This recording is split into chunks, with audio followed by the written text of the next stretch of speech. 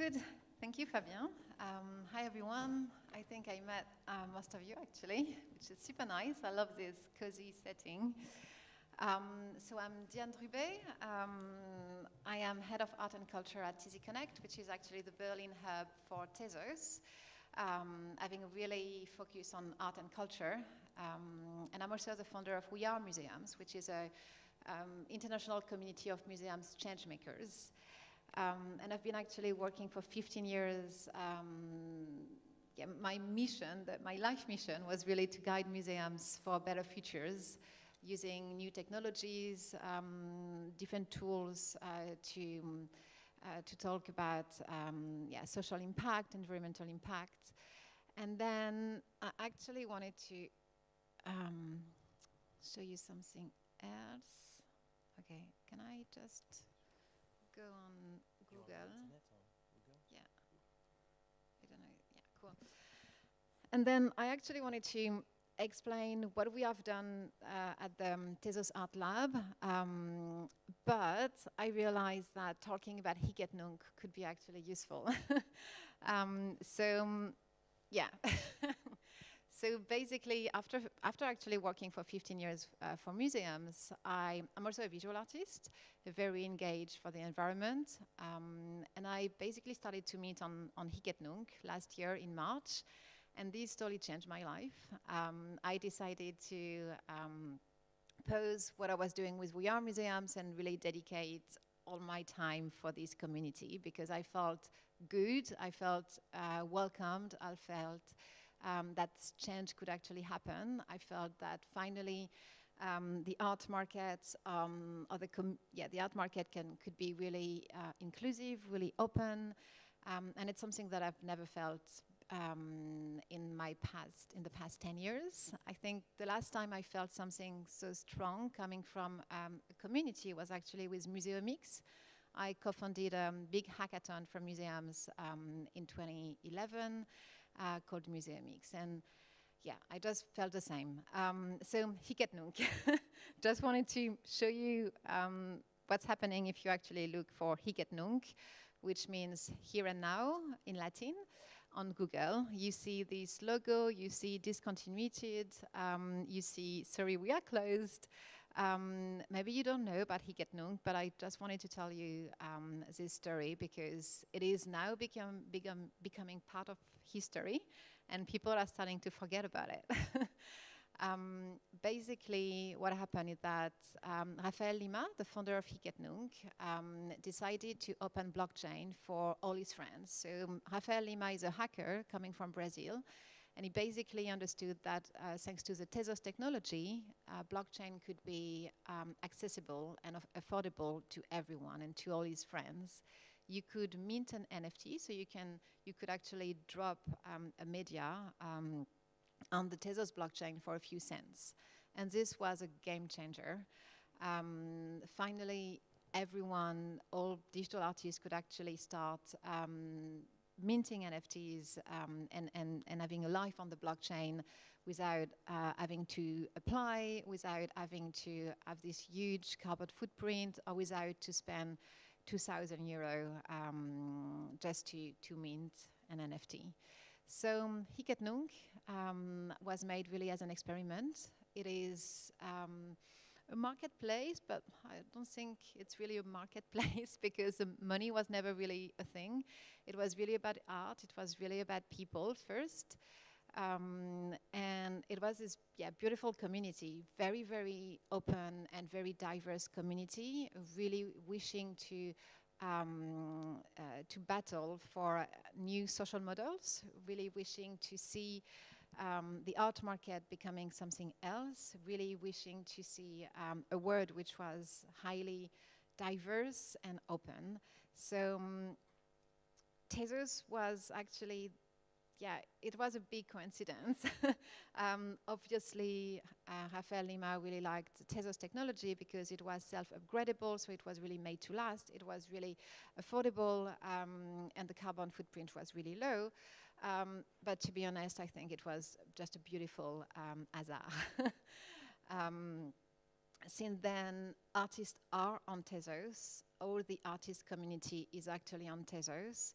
and we've been having so much fun. But going back on nunc, thanks to nunc, the Tezos blockchain is actually represented in great number in South America, in South Asia. I was talking about that this morning, but in Brazil, in the Philippines, in Malaysia, the digital artist and Tezos community is very, very active. And then, because it's an experiment, at one point, Rafael Lima decided to stop the website, discontinued the website. It doesn't mean that everything stopped. It just means that the front end, the interface, was not accessible anymore. However, everything is stored on the blockchain, so it was super easy to fork it, to just copy-paste the website, I would say, grab everything which was on the blockchain and just copy, basically, the nunc website. And if you look now, if you go on Teia oops, what am I doing? Yeah, and oof, no, that's not XYZ, it's actually that art.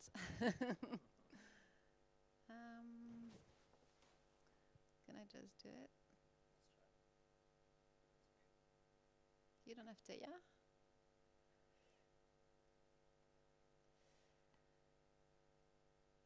Okay, so Could be a firewall issue. I don't We're know. on the city network, Might and be. there's a lot of websites that get blocked. Well, So Tia is provocative. Well, now we need to go there. Teia Sorry. is actually the Comment? Yeah. No, we tried, but I don't think it's no. proceed. This is the access blocked firewall Oh yeah, cool. message. No, it's good. Yeah, it works. Okay, perfect. Great. IPFS is a bit slow sometimes, so it takes a little bit of time to appear, and might be that some things are blocked. However, this is how nunc looked with a few updates, because now nunc is not nunc anymore, it's Teia, and it's community-led, so it's really, truly led by the community. It's, yeah, it's a bit embarrassing, actually, that it's not showing up. But it's, yeah, led by the community. It's fully decentralized. It's totally global as well. And because Teia is not an entity yet, there is no fee. So it's been months now that they are actually running this website. Cool, thank you. Still slow, but Running this some pictures. website and taking no fee. They are about to create a DAO, a decentralized autonomous organization, as we mentioned yesterday.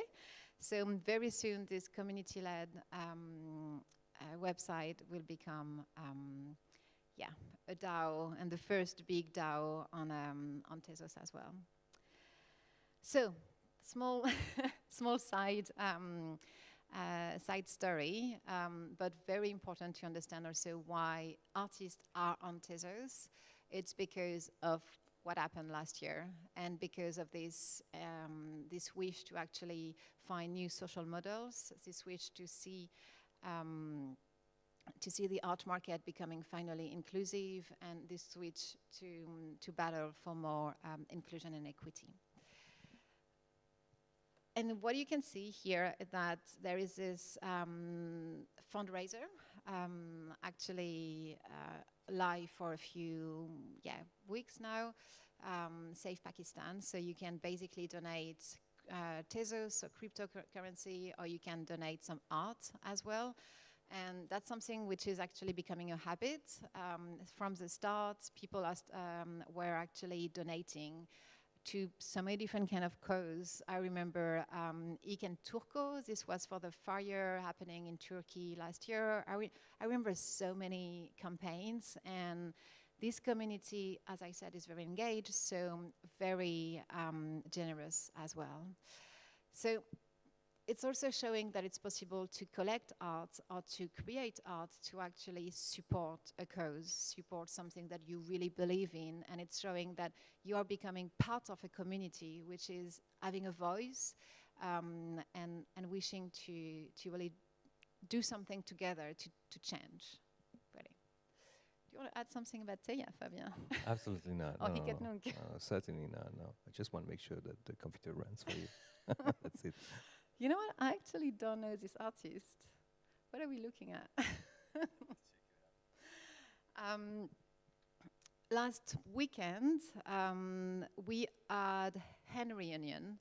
HEN reunion is something that we do quite often on Tezos and on the on Hiket Nunc or Teia community, but also on the different other marketplaces or communities. It is this beautiful moment where everyone wants to mint large editions of NFTs at a very, very low price. So last weekend, I actually collected 75 NFTs by amazing artists. When I say amazing, I collected from ONFM, I collected from I don't know if you will know them actually, but like quite famous digital artists who've been really trying to push digital art as a medium since for years. Like ONFM was one of the first exhibited at Sona Plus D. It was part of the Google Art and Residency. That's one on 75. So the goal is really to show that big artists, emerging artists can be collected at a very low price. So you can have in your own collection someone, you can say that you actually support this artist, that you support exactly like you support a cause, and you can say that you are part of this community. And it's this beautiful moment of togetherness and celebration of the community where everyone, when I say everyone, it's really everyone is collecting and minting. And it's beautiful because it's really breaking down all this price rule and price-led behavior that you can feel normally in the art market. It's really, it's not actually breaking the value of the art, far from it, but it's actually giving it a meaning. And that's something that was not so, such a habit in the previous words or era of the art market. There's no structure for it, right? There's no organization or organized way of structuring this kind of new ways of organizing yourself or attributing value. There's only a single model, and that single model was unknown to anyone. There was no rules of the game. Some curators say some artist is great, and some institution and private collectors buy, and that's it. Yeah. Who knows how it gets made, right? And also, everyone is starting to become a collector, art collector. So if you are a fan of digital art, you can become an art collector, which was something totally, from another planet before. Becoming an art collector is it's totally not open to everyone, but now it is. And I don't know, for instance, if you know Leah something, she's one of the OG digital artists, crypto artist as well. You can find really some treasure on this sandbox, because it is a sandbox. As Raphael Limau was always saying, it's an experiment. As I saw Ubisoft was saying about the NFTs, it's an experiment. And we are still there. We are still in this laboratory mindset. And yeah, last weekend, what happened also, we had the Herbert Frank tribute organized by Annika Meyer. So Herbert Frank was really talented, digital artist who unfortunately passed away a few months back. And Annika wanted to really gather the NFT community and the digital artist community and ask around 80 artists to actually donate artworks and artworks minted as NFTs to raise funds to digitize the archive of Herbert Frank by the ZKM in Karlsruhe. So this is what's happening in 1 week on Tezos. And I'm just talking about what I've seen, and I was very busy, so I'm sure I missed like 20 other stuff.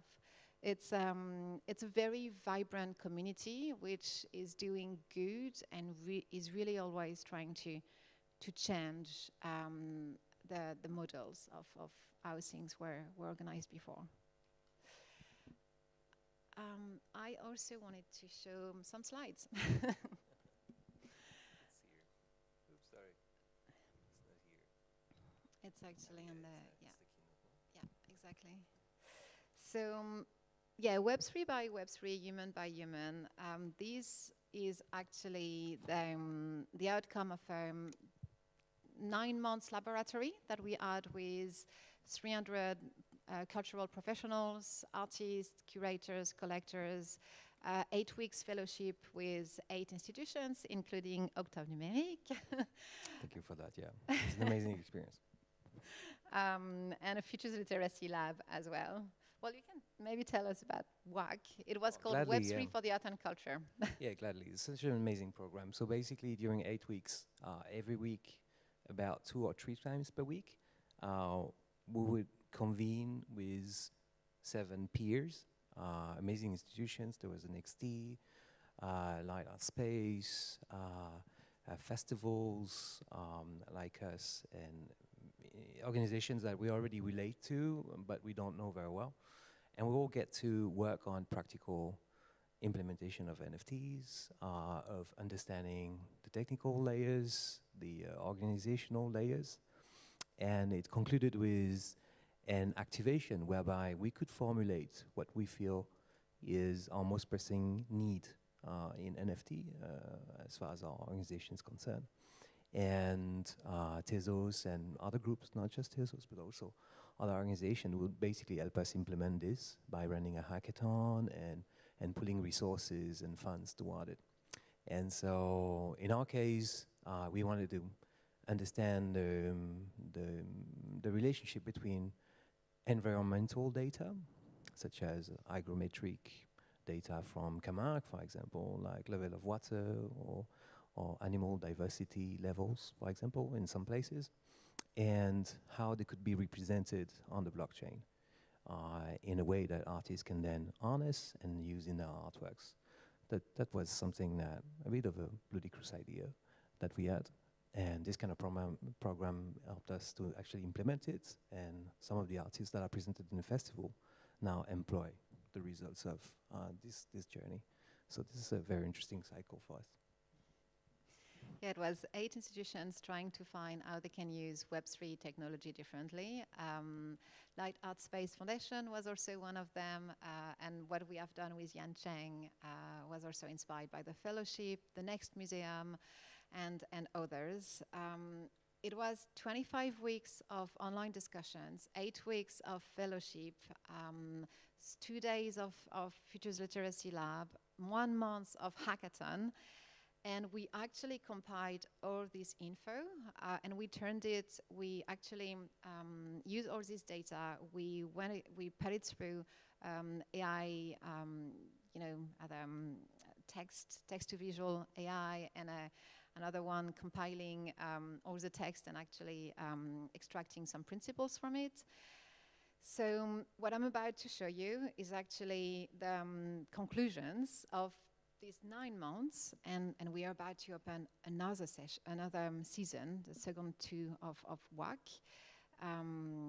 And so it's 7 principles on how art and culture can create better Web3 futures. It's 7 principles which are still at a very explorative stage, to be honest.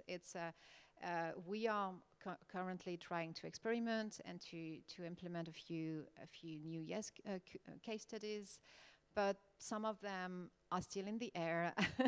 As I said, it's a big laboratory, a big exploration. And WAC, has been organized by We Are Museums, TZ Connect, and powered by Tezos in collaboration with Blockchain Art Directory 2.0 and the Motif Foundation. So that's a lot of people actually joining forces and trying to really create something unique and inspiring. So the first principle is redefine the local via trust. And that's something that museums really care about, how to be in a local community, how to be in a geography, how to be in a surrounding. What we see from the Web3 community is that more and more communities are actually opening up physical galleries. You see bright moments opening up, one gallery in LA, one gallery in Miami, another one in Berlin. 2 weeks ago, Vertical Crypto Art at a pop-up gallery in Berlin. And you see so many of these places, places popping up and being organized and curated and managed by Web3 communities. So it's really about having this physical anchor in the locality. Second principle, innovate the creative process through new forms of gathering. So this is typically what I just told you about, the HEN reunion, how you can donate artworks and start to collect to actually support the fundraiser for Pakistan. That's new ways of doing things together. That's how we are experimenting. I'm sure you can use this principle and try to experiment in so many other different ways. So yeah, just to say, these visuals have been done with Midjourney, and the text has been done also with an AI, with a GAN model. Open up endless possibilities of expression. NFTs are actually pushing new ways of using digital art. So we've seen, as Mathieu was saying before, AI is becoming a really strong tool to creativity, but you see also pixel art, glitch art, immersive artworks, word building. You start to actually see so many new ways of expression, so many new ways also to exhibit, so many new ways to collect. And that's also, as I was saying before, being able to give a voice to people who had no voice before. Create sandboxes to experiment with new incentive models. That's also something which is very, very interesting. Talking about NFT ticketing, for instance, how you can create new loyalty programs, memberships 2.0 or 4.0, how you can use some proof of attendance to actually start to collect each time you go somewhere, and then benefits from, benefits, get other kinds of benefits. So that's definitely a new way to actually push people or invite people to come and engage in different ways. The principle 5, flip the script, no longer from few to many, but from all to all. This is also very important. It's all about what happened with Higet Nunc, giving a voice again, but also enabling everyone to start collecting art, enabling everyone to start exhibiting art. When you see all these Web3 communities opening physical galleries, when you see also online galleries being very open and very easy to use, such as New Art City or on Cyber, that's also a way to actually give more space and give more voice to people who had none before. The principle 6, foster an inclusive environment that encourages open communication amongst its communities.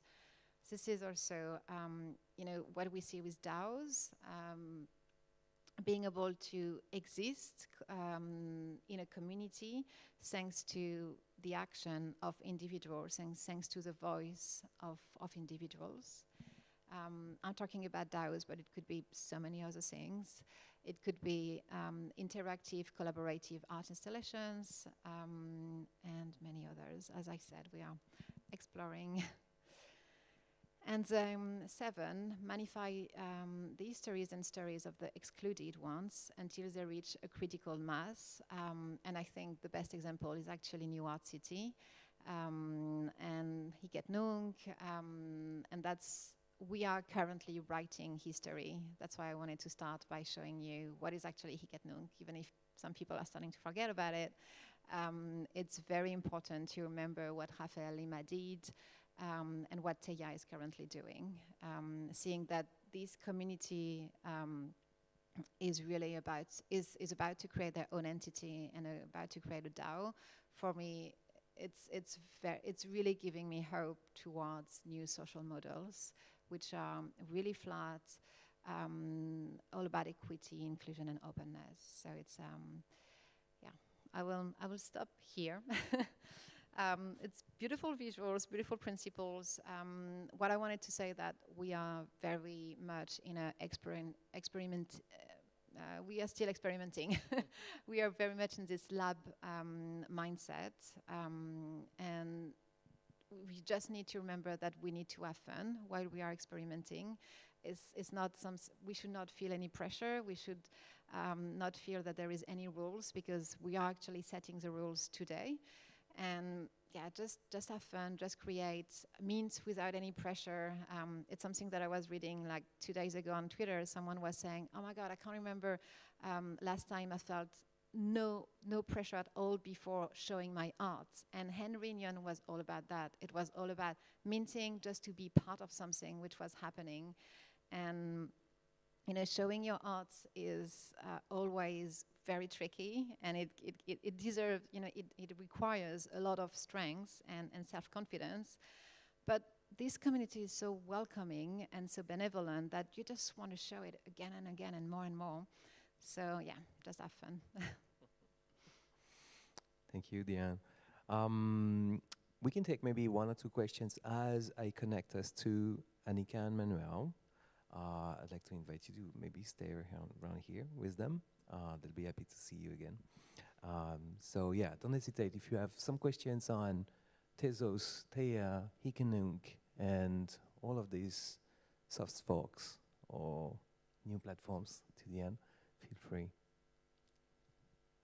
I have some. Huh? What's the best way to get started if you know nothing about nothing? What would you say is the first step to do? Most people are actually starting when they go in an event. So all these small galleries opened by communities are a really good starter. Also, a really good way is to have, to use Very token, the one that we actually distributed. It's very simple. You have a nice journey explaining you how to open a wallet and how to actually receive your first NFT. And then, yeah, actually it's on Twitter. Just starting to check some hashtags on Twitter and see what's happening.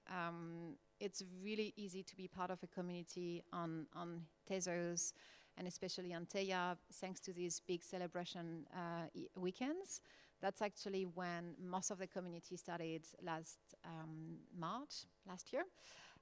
We had this big weekend called Object for Object, and it was so easy to collect and to mint that, yeah, most of us actually started during this weekend.